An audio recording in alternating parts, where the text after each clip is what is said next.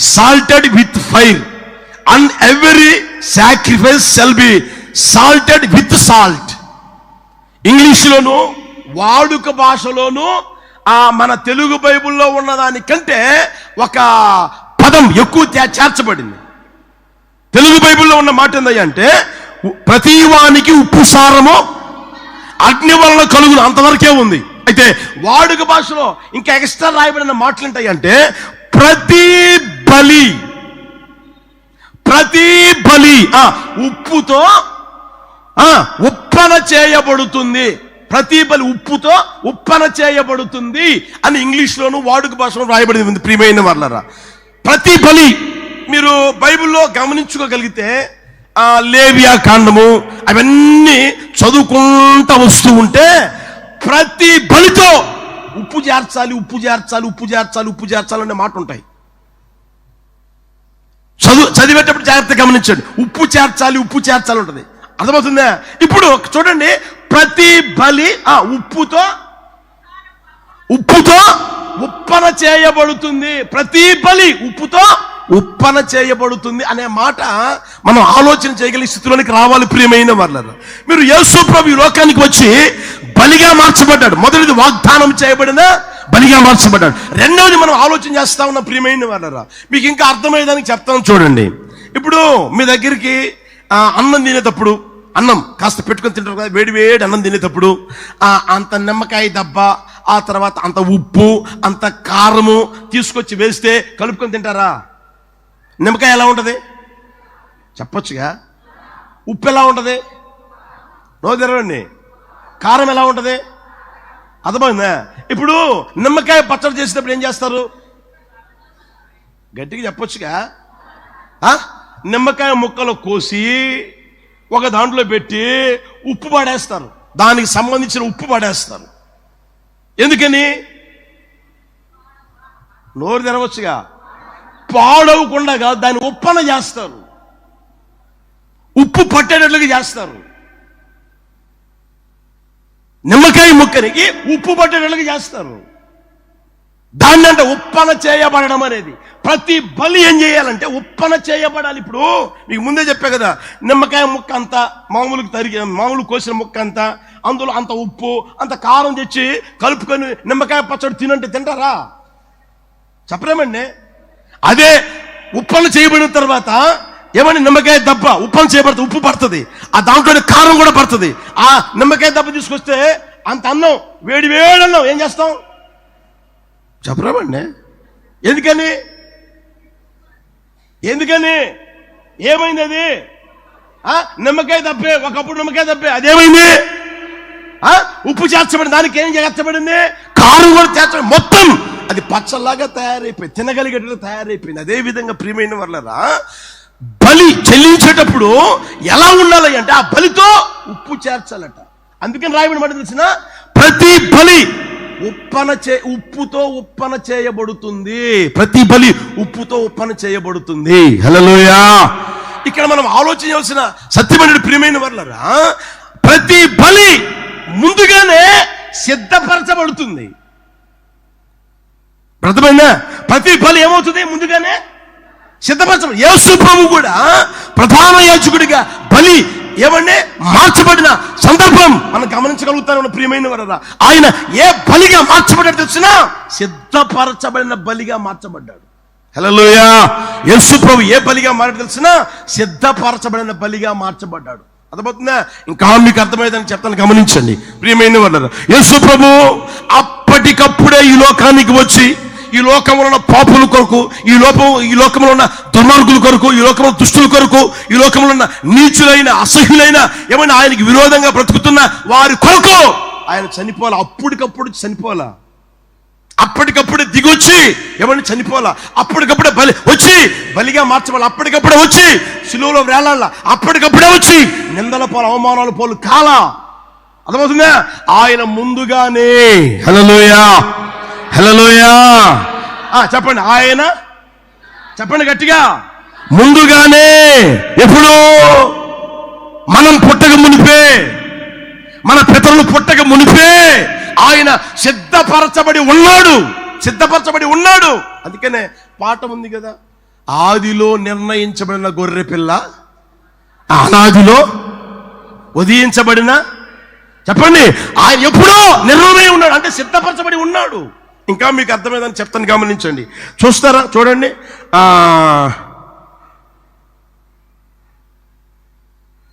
మత్తయి సువార్తమానం 26వ అధ్యాయం 12వ వచనం. చాలా జాగ్రత్తగా గమనించండి. మత్తయి సువార్తమానం 26వ అధ్యాయం 12వ వచనం. ఈమె, ఈ అత్తరు నా శరీరం మీద పోసి నా భూస్థాపన నిమిత్తము. యేసు ప్రభు ఆ ప్రాంతానికి వెళ్తే ఆ ప్రాంతంలో ఉన్న ఆ తల్లి గారు ఎప్పటి నుంచో పాపం, ఏమండి, రూపాయి రూపాయి రూపాయి రూపాయి రూపాయి రూపాయి కూడబెట్టి మంచి విలువైన అత్తరు కొనిపెట్టుకొని ఉంది, మంచి విలువైనది. అందుకనే వాళ్ళు అన్నారు, ఏమని తెలిసిన, ఇది అమ్మితే ఎంత వస్తుందంట? 300 ధ్యానారాలు వస్తాయి. 300 ధ్యానారాలు, అంటే ఆ రోజుల్లో 300 ధ్యానారాలు వస్తాయి నమ్మితే. అంటే అంత విలువైనది. ఆమె ఏమని కొనుక్కొని జాగ్రత్తగా పెట్టుకుని ఉంటే, యేసుప్రభు ఆ ప్రాంతానికి ఎప్పుడైతే వెళ్ళాడో, ఈయన బయలుదేరి అక్కడికి వెళ్ళి ఆమె ఏం చేసిందంటే ఆ సీసాను పగలగొట్టి ఆ అత్తరు ఆయన మీద పోసి ఏం చేసింది, ఆయన మీద ఆ అత్తరు పోసింది. పోసిన దాన్ని వీళ్ళందరూ, అయ్యో నేలపాలు చేసామంటారు. ఏమని? ఎందుకని?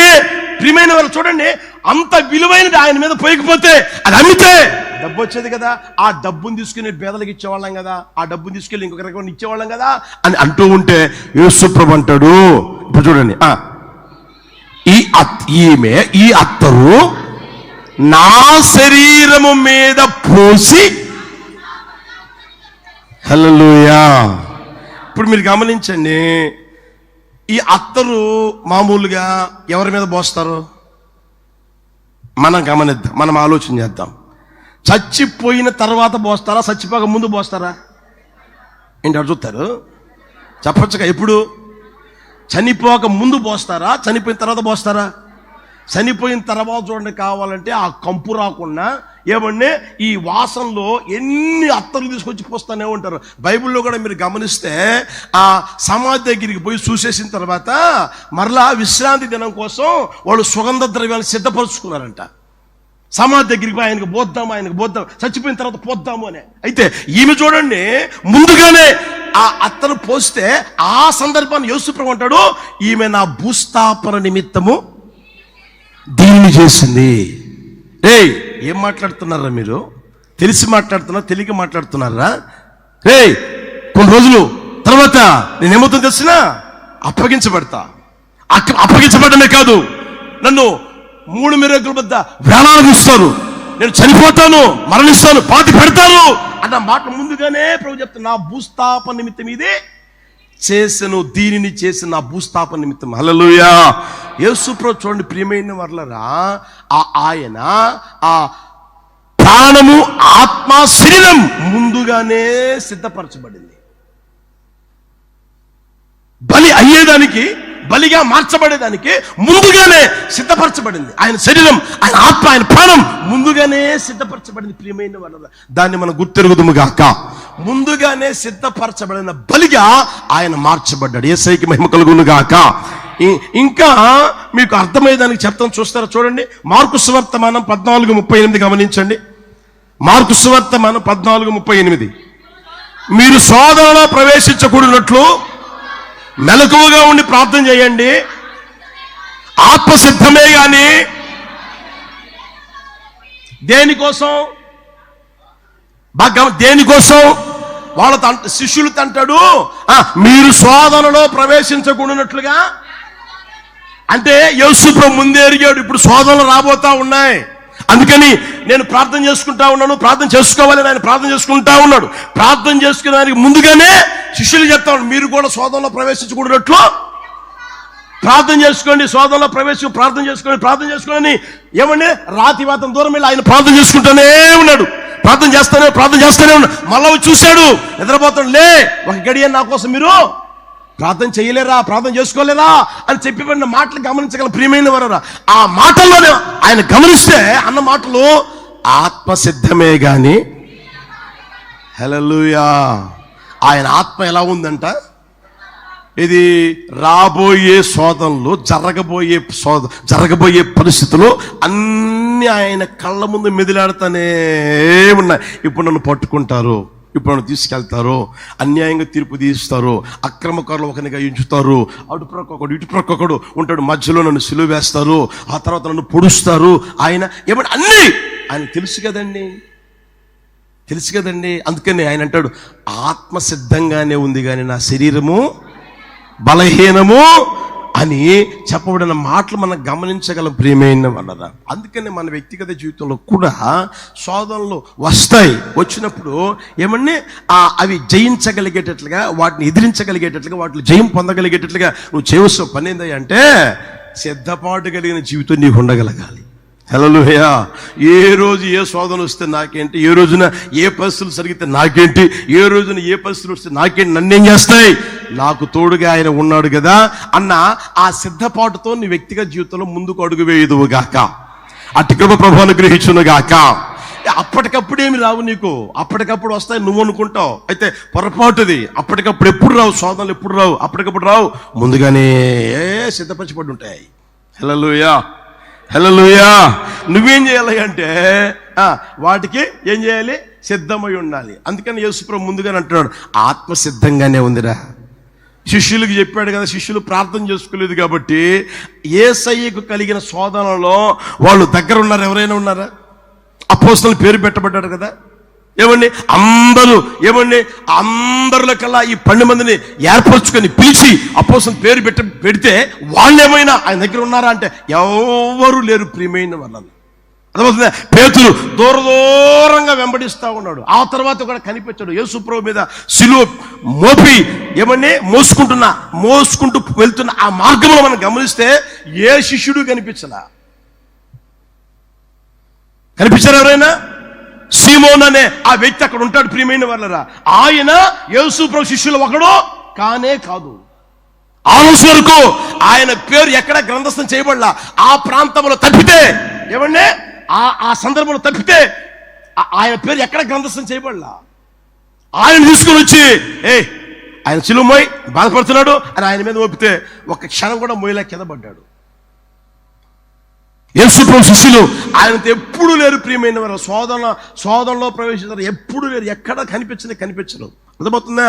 ఈ రోజున ముందుగానే సిద్ధపరచబడిన బలిగా యేసుప్రభు మారాడు. హల్లెలూయా. దాన్ని మనం గుర్తెరుగుదుము గాక. ఆయన ప్రాణాన్ని సిద్ధపరచుకున్నాడు, ఆయన ఆత్మని సిద్ధపరచుకున్నాడు, ఆయన శరీరం కూడా ఏమైంది, సిద్ధపరచబడింది. ఆయన అంటాడు, ఈమె నా భూస్థాపన నిమిత్తం ఇదే దీనిని చేసింది. హల్లెలూయా. కనుక ప్రియమైన వాళ్ళరా, యేసుప్రభు లోకంలో ప్రధాన యాజకుడిగా ఉండి ఆయన మీద మనం ఎందుకు లక్ష్యం ఉంచాలి అంటే, ప్రధాన యాజకుడిగా ఆయన బలి చెల్లించలేదు కానీ ఆయనే బలిగా మార్చబడ్డాడు. హల్లెలూయా. మొదటిది ఏంటంటే వాగ్దానము చేయబడిన బలిగా మారాడు. రెండవది ఇప్పుడు చెప్పండి, ముందుగానే సిద్ధపరచబడిన బలిగా మార్చబడ్డాడు. యేసయ్యకి మహిమ కలుగును గాక. ఆయన సిద్ధపరచబడమే కాకుండా మన కొరకు అన్ని సిద్ధపరిచే ఉన్నాడు. హల్లెలూయా. అవునా కదా? ప్రభు ఏమన్నాడు? నేను మరలా మీకోసం తిరిగి వస్తాను. ఎందుకయ్యా అంటే మీరు నాతో కూడా ఉండినట్లుగా నేను మిమ్మల్ని తీసుకుపోతాను. ఎందుకు తీసుకుపోతాను అంటే మీకు అక్కడ స్థలము, చెప్పండి గట్టిగా, సిద్ధపరచ వెళుతూ ఉన్నాను. ఆయన ముందుగానే మనం స్థలం సిద్ధపరుస్తాను. ముందుగానే మనం ఎక్కడ ఉండాలో కూడా సమస్తం ఆయన ఏం చేస్తున్నాడు, సిద్ధపరుస్తూనే ఉన్నాడు. యేసయ్యకి మహిమ కలుగును గాక. హల్లెలూయా. కనుక ఆయన ఏ బలిగా మార్చబడ్డాడు అంటే ముందుగానే సిద్ధపరచబడిన బలిగా మారాడు. సిద్ధపరచబడిన బలిగా ఆయన బలి అయిపోయాడు. ఆయనకి మహిమ ఘనత ప్రభావం కలుగును గాక. ఇంకొక మాట చూపిస్తాను చూడండి. హెబ్రీ పత్రిక 9వ అధ్యాయం 23వ వచనం. హెబ్రీ పత్రిక 9వ అధ్యాయం 23వ వచనం. అందరూ చదవండి. పరలోకమందున్న వాటిని పోలిన వస్తువులు ఇట్టి బలుల వలన శుద్ధి చేయబడవలసి ఉండెను కానీ పరలోక సంబంధమైనవి వీటి కంటే శ్రేష్టమైన బలుల వలన శుద్ధి చేయబడవలసి ఉండెను. దైవజన పౌలు గారు ఏమండి ప్రత్యక్షపు గుడారాన్ని గూర్చి అందులో జరిగే ఆ విధానాన్ని గురించి మొత్తం ఒక్కొక్కటిగా రాసుకుంటా వచ్చాడు. ప్రియమైన వాళ్ళరా, ఇక్కడ మనం గమనిస్తే చూడండి, పరలోకమందున్న వాటిని పోలిన వస్తువులను బట్టి ఇట్టి బలుల వలన, బాగా గమనించు, నా వైపు చూడండి. ఆ రోజున ప్రత్యక్ష గుడారం ప్రభువు నియమిస్తే ఆ ప్రత్యక్ష గుడారంలో బలిపీఠం ఉండేది, తర్వాత గంగాళం ఉండేది, తర్వాత దీపవృక్షం ఉండేది, ఆ ధూప వేదిక ఉండేది, ఆ తర్వాత సన్నిధి రొట్టెల బల్ల ఉండేది, అతి పరిశుద్ధ స్థలంలోనేమో నిబంధన మందస్సము ఉండేది. అర్థమవుతుందా? ఈ వస్తువులన్నీ పరలోక సంబంధమైన అమ్మటండి అక్కడ పరలోకమందున్న వాటిని పోలినవి. ఈ లోకంలో ప్రభు తయారు చేయించిందంతా పరలోక సంబంధమైన వాటిని పోలినవి. ఈ లోకములో పోలి ఉన్నవే దేవుడు ఏం చేశాడయ్యా అంటే, బలిని అర్పించిన తర్వాత ఆ రక్తాన్ని తీసుకొని వచ్చి వాటి మీద ప్రోక్షించమన్నాడు. ఆయన శుద్ధీకరించమన్నాడు, ప్రోక్షించమన్నాడు. అర్థమవుతుందా? పరలోక సంబంధమైనవి ఈ లోకంలో ఉంటే వాటినే చూడండి అన్నమాట, వాటినే ఇట్టి బలుల వలన శుద్ధి చేయబడవలసి ఉండెను. శుద్ధి చేయబడవలసి ఉండెను. ఎప్పటికప్పుడు శుద్ధి చేస్తా ఉండేవాళ్ళు. దీపవృక్షం మీద పెట్టిన దీపాలనే కానీ, సన్నిధి రొట్టెల మీద బల్ల మీద పెట్టిన ఆ రొట్టెలనే కానీ ఎప్పటికప్పుడు మారుసు శుద్ధి చేస్తా ఉండేవాళ్ళు. రక్తాన్ని ప్రోక్షించి ప్రియమైన వారు. ఇప్పుడు చూడండి, పరలోక సంబంధమైనవి వీటి కంటే శ్రేష్టమైన, హల్లెలూయా, పరలోక సంబంధమైనవి ఏవి? పరలోక సంబంధమైనవి ఏవి? ఇప్పుడు చెప్పండి. పరలోక సంబంధమైన ఏవి? నేనే, హల్లెలూయా, మీరే, హల్లెలూయా. యేసు ప్రభు రక్తం చేత ఎవరైతే కడగబడతారో, బాప్తిసం ఎవరైతే పొందుతారో, పరిశుద్ధాత్మ చేత నింపబడిన అనుభవం ఎవరు అనుభవిస్తూ ఉంటారో వాళ్ళందరూ ఎవరై అంటే పరలోక సంబంధమైన వారు. హల్లెలూయా. అర్థమవుతుందా? ఇప్పుడు పరలోక సంబంధమైనవి పోలినవే శుద్ధీకరించబడవలసి వస్తే పరలోక సంబంధమైనవి ఇంకెంత శ్రేష్టమైన బలుల వలన శుద్ధి చేయబడవలసి ఉండును. హల్లెలూయా. మనం ఎవరమై అంటే పరలోక సంబంధమైన వారము. ఈ లోక సంబంధమైన వారం మనము. ఈ లోకం మనకు యోగ్యమైనదే కాదు. మన పౌరస్థితి ఎక్కడుంది? చెప్పండి గట్టిగా, ధైర్యంగా చెప్పండి, గట్టిగా చెప్పండి. మనం ఏ లోకానికి సంబంధించిన వారము? పరలోకానికి సంబంధించిన వారం కనుక, మన పర సంబంధమైన వారం కనుక మనం ఏ బలు వలన శుద్ధీకరించబడాలి అంటే అక్కడ రాయబడిన మాట చూడండి, శ్రేష్టమైన, హల్లెలూయా, హల్లెలూయా. ఇప్పుడు యేసు ప్రభు ఏ బలిగా మార్చబడ్డాడు చెప్పండి, గట్టిగా చెప్పాలి. మొదటిది వాగ్దానం చేయబడిన బలి, రెండవది సిద్ధపరచబడిన బలి, మూడవది శ్రేష్టమైన బలి. ఇంకొక మాట కూడా చెప్పగలిగితే అక్కడ సంపూర్ణమైన బలి. ఏ బలి చెప్పండి గట్టిగా? సంపూర్ణమైన బలి, శ్రేష్టమైన బలి యేసు ప్రభు మాత్రమే. ప్రియమైన వాళ్ళరా, ఆ శ్రేష్టమైన బలి వలన మనం ఏమవుతున్నామో అంటే అనుదినం అనుక్షణం శుద్ధీకరించబడతానే ఉన్నాం. హల్లెలూయా. వాక్యమయ్యున్న యేసయ్య మనల్ని ఏం చేస్తున్నాడు? వాక్యం ద్వారా శుద్ధీకరిస్తానే ఉన్నాడు. ప్రతిరోజు ప్రతి క్షణం దేవుని వాక్యాన్ని వింటున్న ప్రతి క్షణం, దేవుని వాక్యం నీ మదిలో మెదిలాడుతున్న ప్రతి క్షణం, ఎవరిని దేవుని వాక్యం జ్ఞాపకం చేసుకున్న ప్రతి క్షణం, దేవునికి విరోధమైన జీవితం జీవిస్తున్న ప్రతి క్షణం ఆ వాక్యం ఏం చేస్తుంది? నిన్నేం చేస్తుంది? కడుగుతా ఉంది, శుద్ధీకరిస్తా ఉంది, పరిశుద్ధపరుస్తా ఉంది. ఆ శ్రేష్టమైన బలి ప్రియమైన వాళ్ళరా మనల్ని శుద్ధీకరిస్తానే ఉంది. యేసయ్యకి మహిమ కలుగును గాక.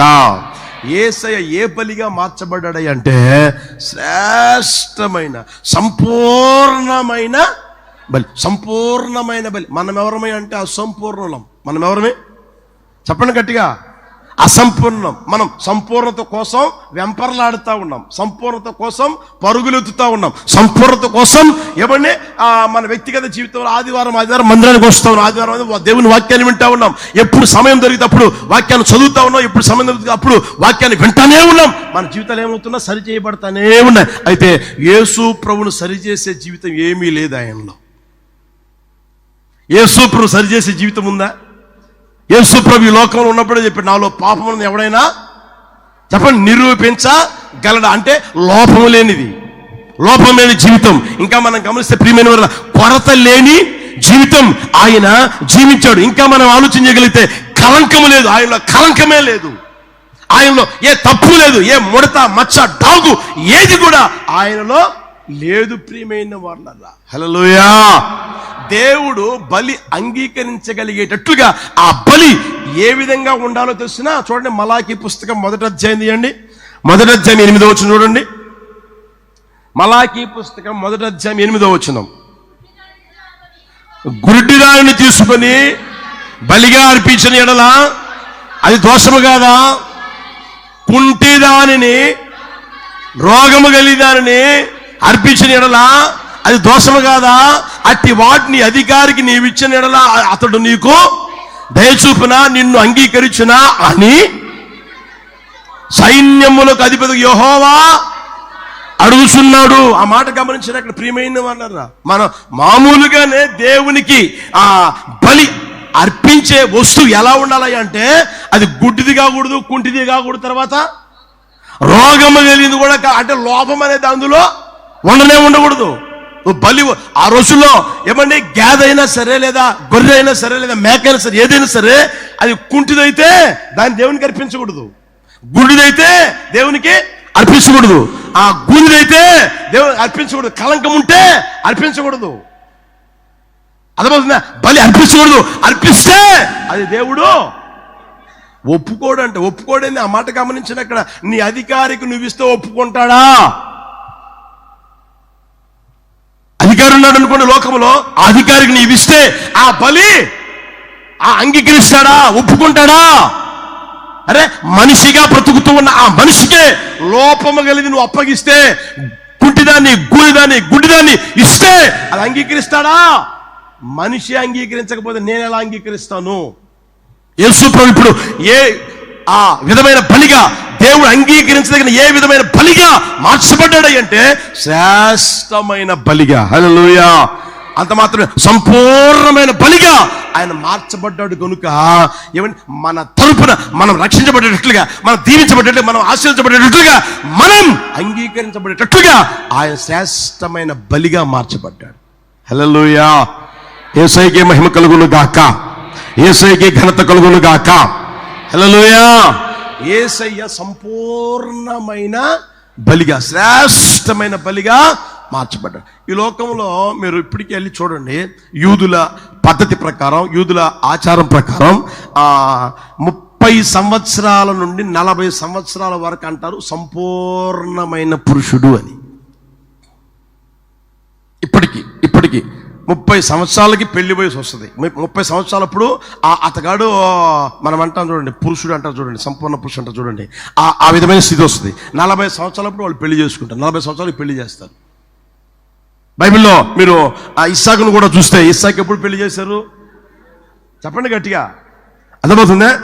ఆ మధ్యకాలాన్ని అంటారు సంపూర్ణత అనేది.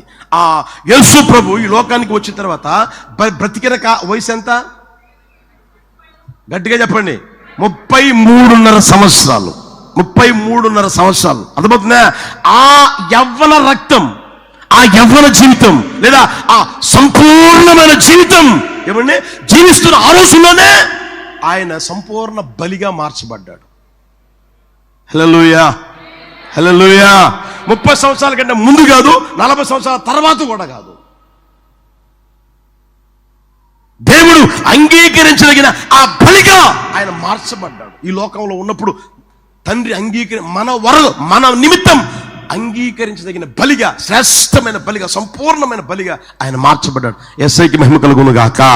అందుకని ఆయన ఎవరంటే శ్రేష్టమైన బలి. అంత మాత్రమే కాకుండా సంపూర్ణమైన బలి. దాన్ని గుర్తిరుగుదుము గాక. హల్లెలూయా. ఇంకా మీరు ఆలోచించగలిగితే ఇంకా ఆయన ఆ సంపూర్ణ బలిగా, శ్రేష్టమైన బలిగా అంగీకరించబడ్డాడు అనే దానికి మనం ఆలోచించగలిగితే, ముగ్గురు సిలువ వేయబడ్డారు. ఇటు దొంగ మధ్యలో యేసు ప్రభువారు. ఇప్పుడు ఈ దొంగ చనిపోయాడు, ఈ దొంగ బ్రతికున్నాడు, ఈ దొంగ బ్రతికున్నాడు. వాళ్ళ కాళ్ళు ఎరగొట్టారు. చూడగలమా? బైబిల్ చూడలేమా? ఎరగొట్టి యేసు ప్రభు దగ్గరికి వచ్చేసరికి అప్పటికే ప్రాణం పోయింది. ఇక అప్పుడు ఆయన ఎముక ఎరవబడలేదు అని రాయబడింది బైబిల్లో. చూడండి, యోహాను సువార్తమానం 19:23. యోహాను సువార్తమానం 19:23. వారు యేసు వద్దకు వచ్చి అంతకు ముందే ఆయన మృతి పొంది ఉండడం చూసి ఆయన కాళ్ళు 33. యోహాను సువార్తమానం 19:33. యేసు వద్దకు వచ్చి అంతకు ముందే ఆయన మృతి పొంది ఉండడం చూసి ఆయన కాళ్ళు విర్రగొట్టలేదు. వాళ్ళ ఇటుపక్కనోడి కాళ్ళు ఇటుపక్కనోడి కాళ్ళు ఏం చేశారు? విరగొట్టారు. విరగొట్ట లేదు. ఇప్పుడు మీరు 36 చూడండి. 36 అతని ఎముకలలో ఒకటైన విరవబడదు అను లేఖనము నెరవేరునట్లు. హల్లెలూయా. యేసయ్య ఎవరయ్యండి? సంపూర్ణమైన, చెప్పండి గట్టిగా, లోపం అనేది ఆయనలో లేదు. కుంటివాడిగా ఆయన బలిగా మార్చబడలేదు, గుడ్డివాడిగా ఆయన బలిగా మార్చబడలేదు. దేవుడు అంగీకరించకుండా ఉండే బలిగా ఆయన మార్చబడలేదు, కానీ అంగీకరించదగిన బలిగా, శ్రేష్టమైన బలిగా, ఏమండి, అతను సంపూర్ణమైన బలిగా ఆయన మార్చబడిన ఆ సందర్భంలో గుర్తిరుగుదుము గాక. యేసయ్యకి మహిమ కలుగును గాక. హల్లెలూయా, హల్లెలూయా. ద్వితీయోపదేశకాండం 15:21 కూడా చూడండి. ద్వితీయోపదేశకాండం 15:21. దానిలో లోపము అనగా దానికి గుడ్డితనమైనను మరి ఏ లోపమైన ఉండిన ఎడల నీ దేవుడైన యెహోవాకు దాని. హల్లెలూయా. దేవుడు పాత నిబంధన రోజుల్లో ఆజ్ఞ ఇచ్చాడు, కట్టడి ఇచ్చాడు, నిబంధన ఇచ్చాడు. ఏమంటది? బలి చెల్లించే వస్తువు ఎలా ఉండాలంట? లోపము లేనిదిగా ఉండాలి, కుంటితనం ఉండకూడదు, గుడ్డితనం ఉండకూడదు, మరి ఏ లోపము ఉండకూడదు. ఆ కట్టడ అనుగ్రహించి ఏమండి జనుల్ని నడవమని చెప్పిన ఆ దేవాది దేవుడు ఏమండి తన కుమారుని ఈ లోకానికి పంపినప్పుడు లోపము గలదిగా అంగీకరిస్తాడా? కట్టడ ఇచ్చింది ఆయనే, కట్టడ చెప్పింది ఆయనే, విధి చెప్పింది ఆయనే. ఆయన ప్రియమైన వాళ్ళరా అది తప్పాడా? ఆ విధి తప్పాడా? ఒకసారి గమనించిన ఆ మాటలు గుర్తెరగని ప్రియమైన వాళ్ళరా, కట్టడి ఇచ్చిన అదే దేవాది దేవుడు ఈ లోకానికి వచ్చినప్పుడు అదే ఆయన శరీరం నెరవేర్చాడు, ఆయన జీవితం నెరవేర్చాడు. ఆయనలో ఏ లోపము లేదు, ఏ పొరపాటు లేదు, ఏ కళంకము లేదు, ఏ గుడ్డితనము లేదు, కుంటితనము లేదు. ఏమంటే అక్కడ మనం గమనించిన ఆ మాటను బట్టి ఏ లోపం ఆయనలో అందుకనే శ్రేష్టమైన బలి, సంపూర్ణమైన బలిగా యేసయ్య మారాడు. హల్లెలూయా. అందుకని ఆయన అంటాడు, ప్రధాన యాజకుడైన యేసయ్య మీద మీరు, యేసయ్య మీద లక్ష్యం, ప్రధాన యాజకుడైన యేసు మీద, ప్రధాన యాజకుడు యేసు మీద మనం లక్ష్యముంచగలిగిన స్థితిలోనికి వచ్చుదముగాక. హల్లెలూయా, హల్లెలూయా. ఈ రోజున మనం గమనిస్తే మనలను మనం